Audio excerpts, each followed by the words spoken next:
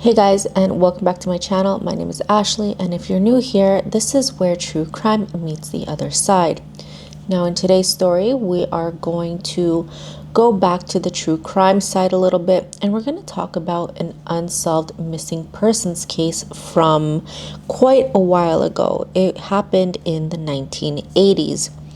Now, there have been plenty of rumors, some speculation about what happened here. And while I think we can kind of put together a little bit of a clear picture, there is still a lot of possibilities as to what happened. And these sorts of cases are always the ones that kind of boggle my mind the most, because what do you mean someone just disappears? All right, so without much more rambling, let's get into today's story.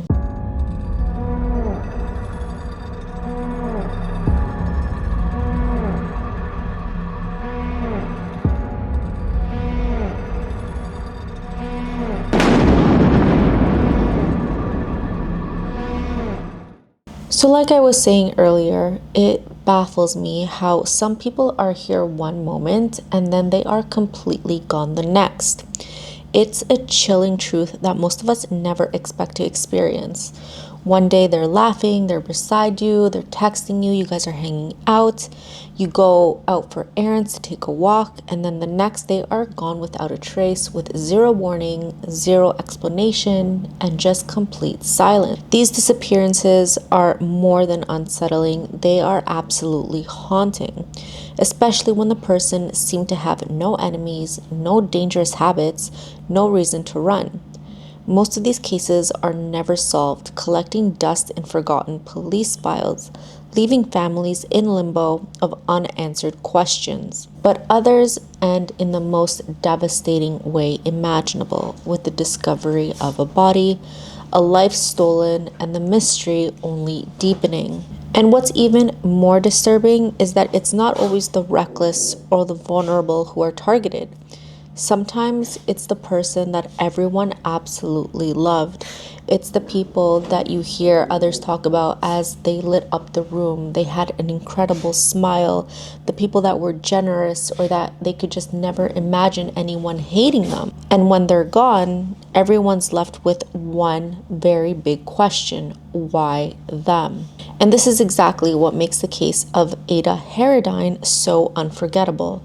She was a vibrant, well-loved woman with no reason to disappear. Yet in 1985, that's exactly what happened. What followed was a mystery that has haunted her family and baffled investigators for decades. Let's take a closer look at the strange and tragic disappearance of Ada Haradine. So, Ada was born in Germany in 1944, and her original name was Ada von Loo.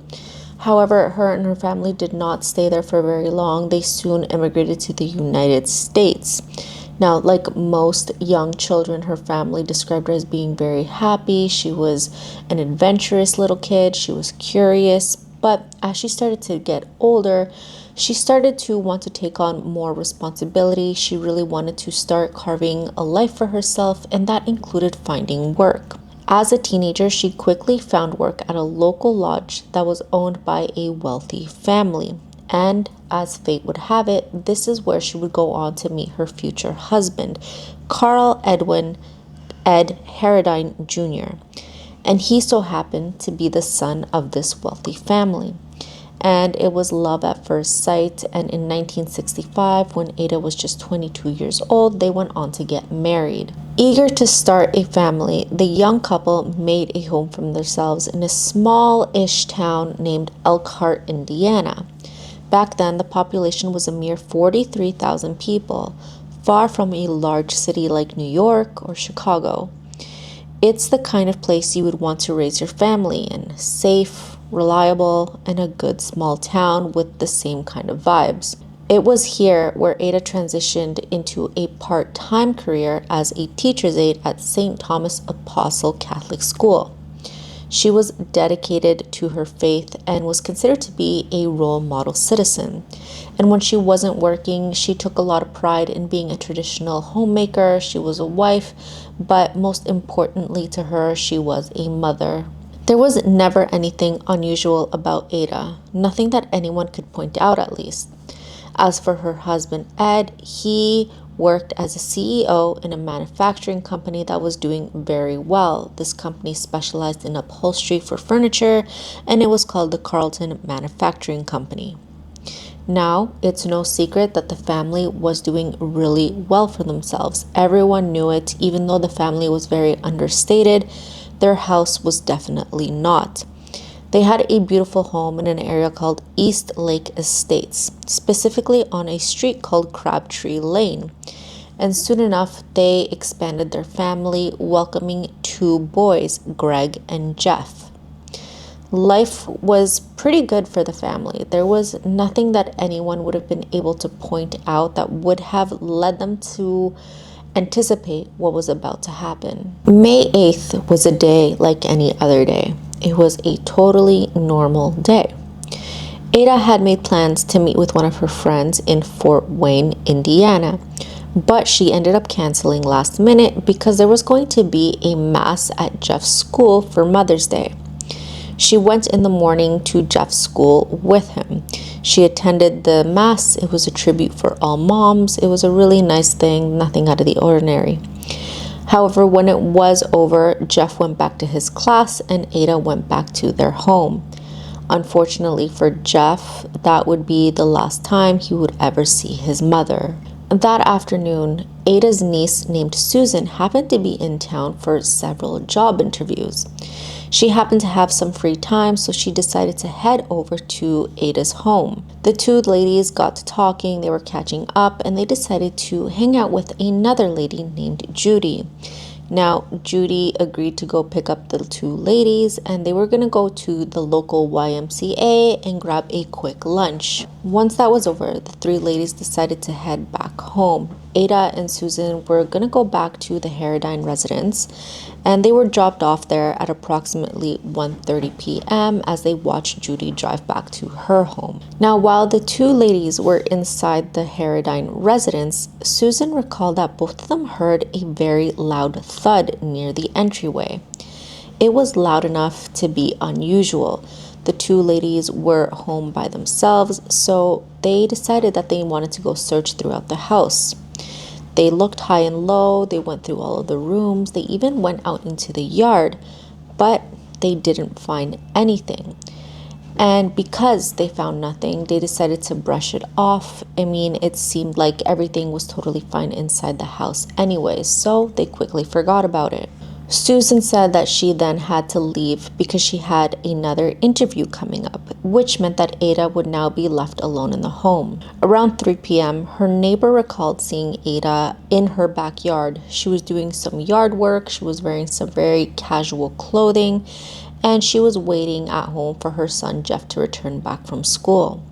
Now, since Jeff was only 9 years old at this point, it was very normal for Ada to always wait for him at the bus stop, which happened to be right in front of the family home. She would always be there waiting for him and walk him back inside the house. However, this time when 3:20 p.m. rolled around and so did the school bus, there was no sign of Ada anywhere. Jeff got off the bus and looked around for his mother, and immediately he knew that something was off. His mother would never not be there for him, at least without telling him that she wasn't going to be. Jeff made his way to the front door and he noticed that the door was locked. He tried to get in a few different ways before he was finally able to get inside. Once he was back inside, he immediately called his father at his workplace to let him know that his mom was not there and he had no idea what was going on. Ed assumed that Ada was probably out with her mother. After all, this was something that she would normally do, especially on Wednesdays. So he figured that maybe she lost track of time and forgot to get there on time. He wasn't necessarily worried about her whereabouts. But the time was passing and there was still no sign of Ada anywhere. And at this point, for a family that was as close as they were and that were familiar with the patterns of Ada, they started to get worried. Now, at this point, her oldest son, Greg, who was 18 at the time, he was off studying in college. When he heard that his mother was missing and no one was able to find her, he decided to drive back home immediately to be with his family. Everyone continued searching for Ada throughout the rest of the afternoon and the early evening. They were calling friends, family members, neighbors. They were checking out her favorite spots. However, no one could figure out where Ada went. This was completely out of character for her, and around at 7:30 p.m. that evening, they reported her as missing. When authorities arrived to the home, it was very apparent to them that Ada did not leave out of her own free will. This was because almost all of her personal belongings were left at the home. This included her car, her purse, her credit cards, debit cards. There was no sign of a forced entry either. However, a neighbor did come forward with some very interesting information. They said that around 3:10 p.m. that afternoon, they saw Ada talking to a man who seemed to be a stranger in the driveway. They described this man as being in his late 40s, maybe early 50s, and he was about 6 feet tall. He was also wearing a hat, which appeared to be like a fedora style, and he was also well dressed. They also recalled that he had a car with him, although they were not really able to recall the make of the car. They did remember, though, that it was dark colored, so it could have been black, it could have been dark green, or dark blue. Now, initially, when the neighbors saw this person talking to Ada, they didn't think it was odd at all. And this was because the Haradines were going through some home renovations, so the neighbors had grown accustomed to seeing people, workers, coming in and out of the house, so they figured that this is probably what was going on. Unfortunately, though, this stranger was never identified. Soon after Ada vanished, the Haradine residents received strange phone calls. For the most part, Greg, the eldest son, would answer, but sometimes Ed would catch a call or two. But when they answered, they were met with absolute silence. An unexpected person would then come forward, and her name was Connie. She reached out to authorities because she felt that she had some very interesting information to share. You see, she had been hired as a cleaning lady for one of the neighbors of the Haradines, and this family was called the Dye family. In particular, she wanted to talk to authorities about the son of the family, and his name was Steve. She claimed that Steve had made some, advances, or he had behaved in a certain way that made her extremely uncomfortable. And it was more than enough for her to quit her job, although there was no public record of exactly what he did or said to her. And Steve also happened to be one of the last people that saw Ada alive. Yes, this means that he was the one that saw her in her yard at 3:10 p.m. doing yard work, wearing, those casual pieces of clothing. Now, at this point, the news of Ada's disappearance spread across the city, and it quickly grew momentum. Tips about potential sightings of Ada came in, and some of them were as far away as Vegas, but none of these went anywhere. It was like Ada literally vanished into thin air. She was there one moment and then gone the next. Somewhere between that 10-minute window of the stranger in her driveway to her son arriving home from school, something happened to Ada. So at this point, because authorities were not really getting anywhere, they were kind of getting frustrated with the investigation, they started to revisit the original theory. What if Ada wasn't taken? What if she had decided to leave on her own?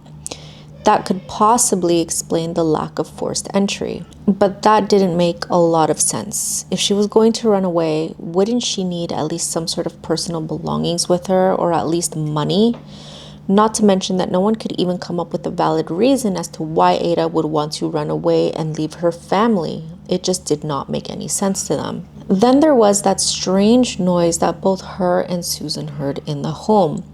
At one point, authorities suspected that this noise might have been someone that had broken into their house and had potentially fallen and hid until Ada was home alone.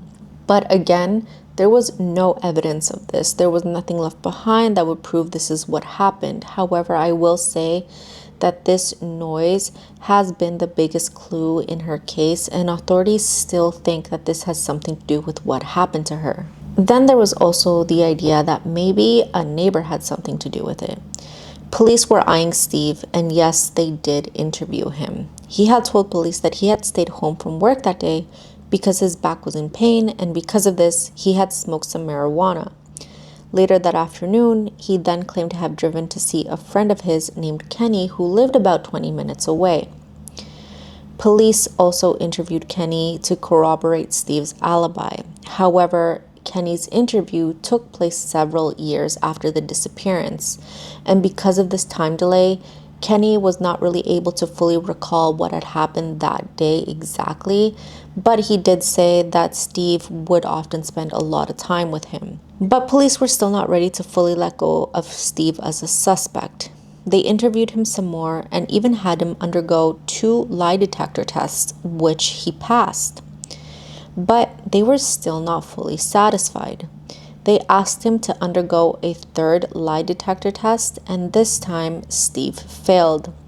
At this point, Steve was growing really weary. He hired a lawyer. He refused to cooperate with the authorities, and eventually he was cleared as a suspect. Now again, this stumped the authorities completely. They really wanted to solve this case, but they could hardly ignore about how bizarre of a case it was.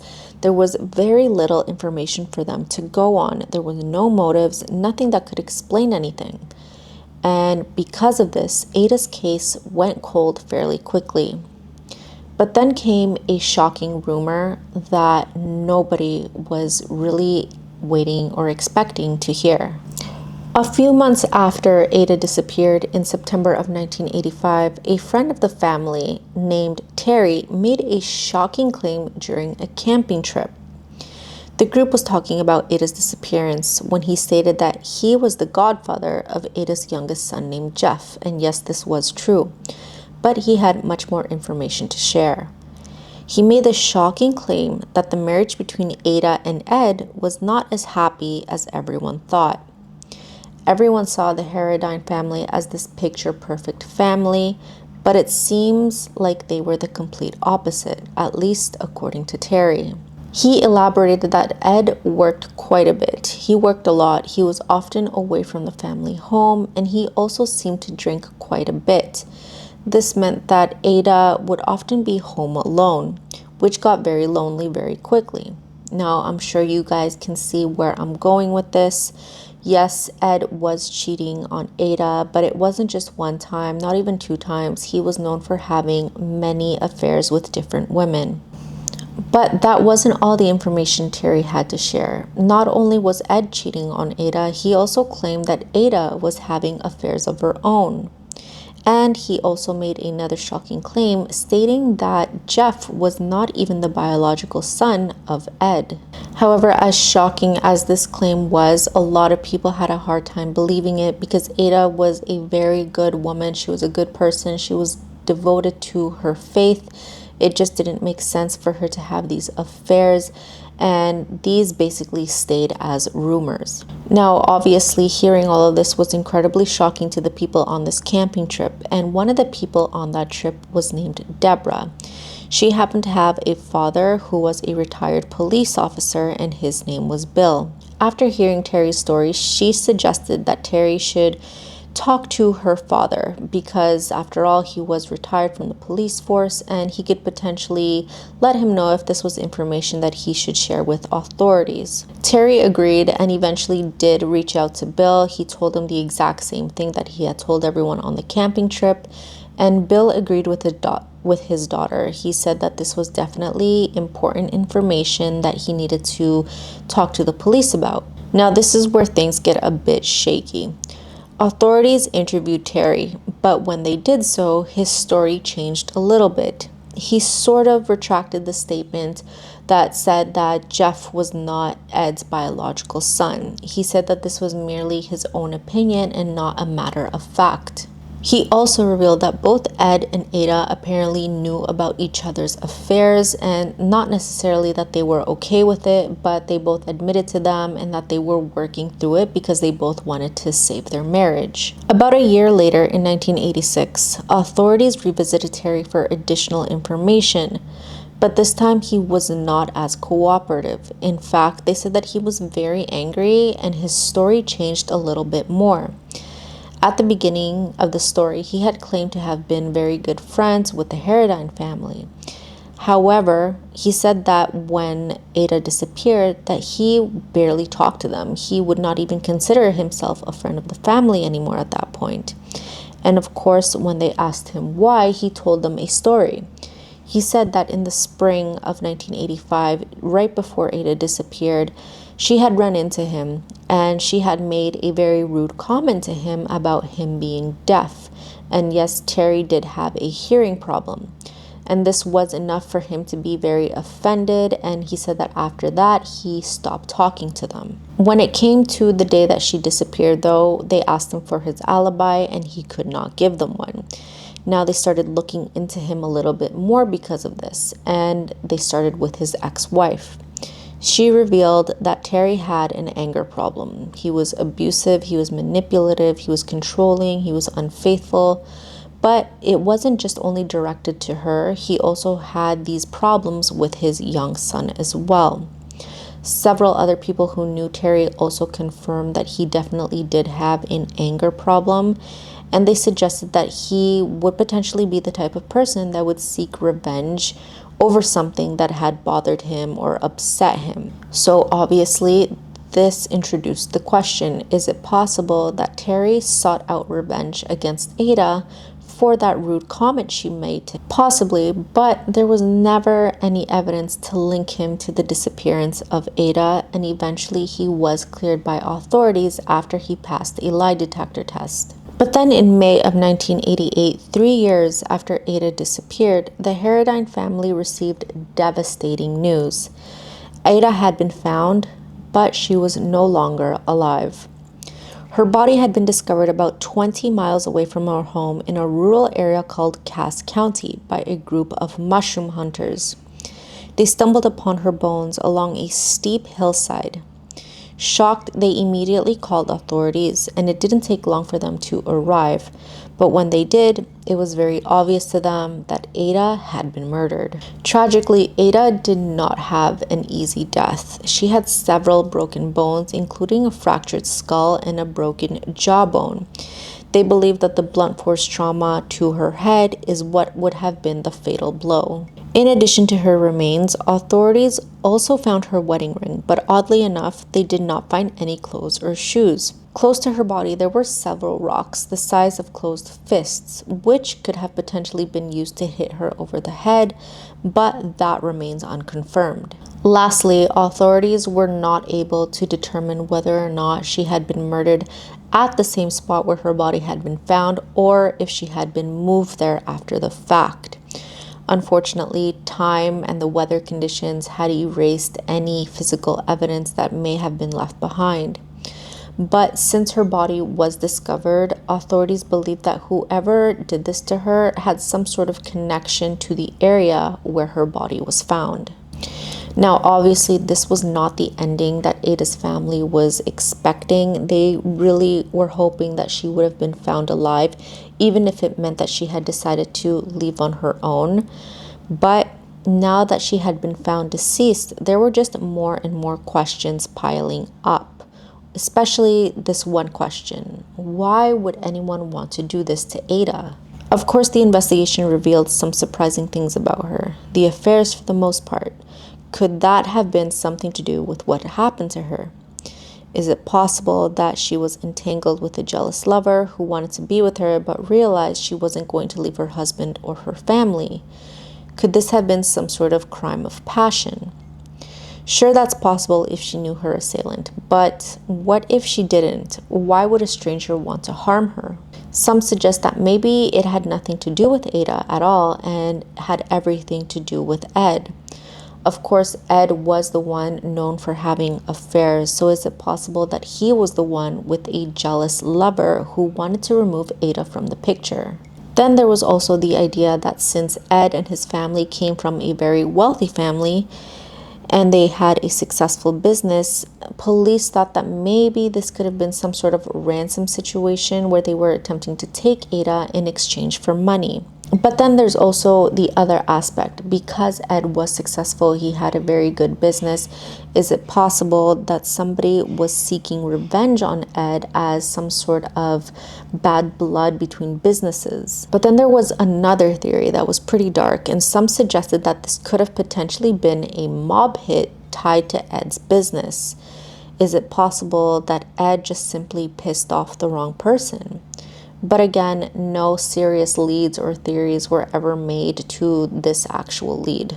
Now, like I mentioned at the beginning of the video, over the past several decades, authorities just kept going back to the strange noise that Ada and Susan heard inside of the home.